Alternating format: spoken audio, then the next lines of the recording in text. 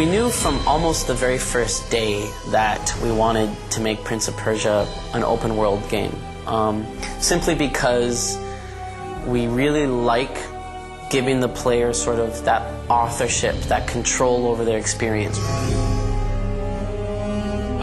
By this, we've been trying to clarify that we don't mean sandbox. They don't just run everywhere, anywhere.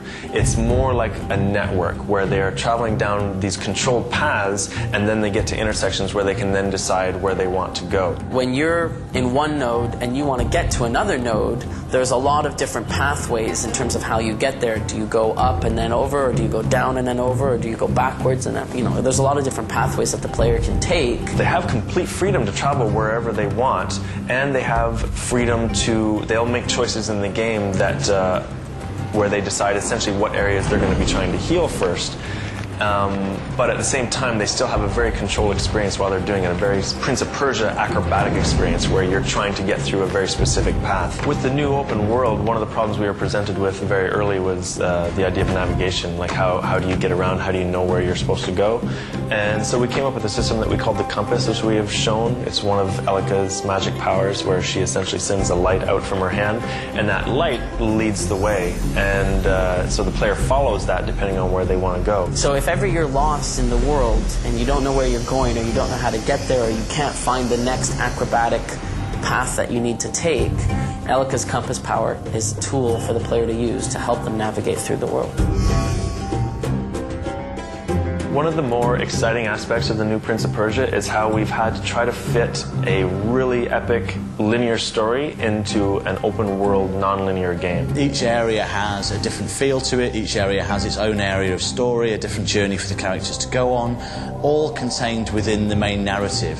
So all from the beginning you know that you're on this adventure, but you can complete it in different ways. Marrying the story that takes place in that area to the level design, all the while making sure that there's this meta story that sits on top of it that makes sense, that tells the backstory, etc.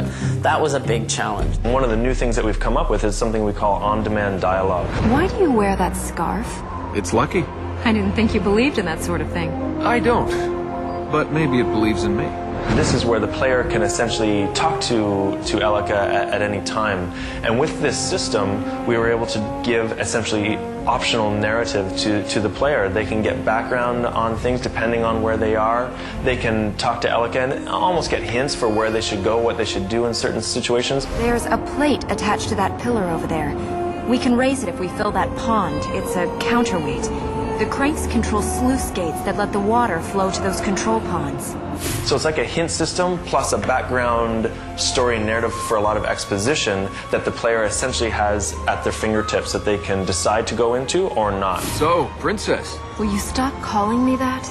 Well, that's what you are, isn't it? My name is Elika. All right. Sorry. I didn't catch your name. That's because I didn't give it to you. Just as an example, the characters are going to start off as strangers. They don't know each other at the beginning of the game, the prince and companion. But just as when you meet anybody else, you get to know that person that you're on the journey with. What was that? How did you... Hey. I'm all right. It's nothing. It looks like it.